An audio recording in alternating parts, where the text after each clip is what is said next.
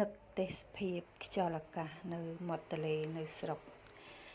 សានេះទៅអត់សូវបានថតនៅម្ដុំនេះទេទៅរដងអាសាបានថត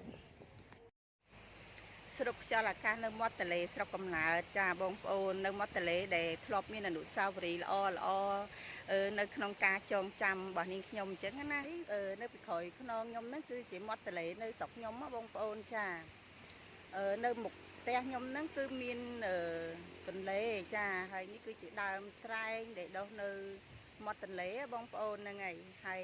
ពេលខ្ញុំមកលេងស្រុកលេងអីអញ្ចឹងគឺត្រូវខ្យល់ត្រូវថ្ងៃចាបងប្អូនអញ្ចឹងខ្ញុំតែងតែដាក់ម៉ាស់នេះមកជាប្រចាំបងប្អូនចាយកមកជាប់ជាប្រចាំដើម្បីថាមុខយើងត្រូវថ្ងៃត្រូវខ្យល់អីអញ្ចឹងយើងត្រូវការបិទវាដើម្បីអប់មុខយើងហ្នឹងកុំឲ្យវាឡើងខ្មៅឡើងជាប់អញ្ចឹងណាបងប្អូនហ្នឹងហើយដោយសារតែផ្ទៃមុខយើងពេលណាយើងជិះ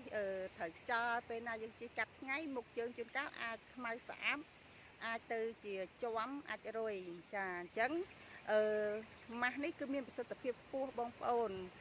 បិទម៉ាស់ហើយនឹងទទួលបានផ្ទៃមុខយើងនឹងដែលបានដើរកាត់ថ្ងៃកាត់ខ្យល់ហ្នឹងអត់មានបញ្ហាអីទេបងប្អូនចាគឺទៅជួយអប់មុខយើងទៅជួយ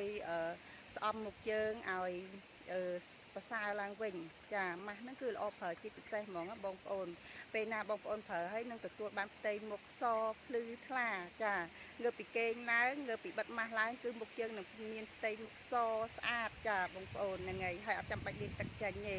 ហើយអត់ចាំបាច់ថាធុញទ្រាន់ដែលគឺមានភាពស្អិតមានអីណាបងប្អូនអត់មានភាពស្អិតមានអីទេគឺ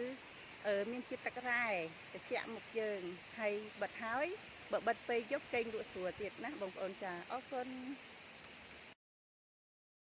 ម៉ាស់បិទមុខដាច់ស្តុកមួយរយៈមួយតឹងចាំមើលផ្លូវឥឡូវចូលស្តុកវិញហើយទិញទាំងប្រអប់តែម្ដងបងប្អូនដោយសារគុណភាពពិសេសតែម្ដងចាម៉ាស់នឹងគឺជាប់ចិត្តអតិថិជនមែនតើណាទន្ទឹងចាំមើលផ្លូវចាឥឡូវមាននៅក្នុងស្តុកអីចាបិទហើយនឹងទទួលបានផ្ទៃមុខសថ្លាស្រស់ស្រាយតែម្ដងចា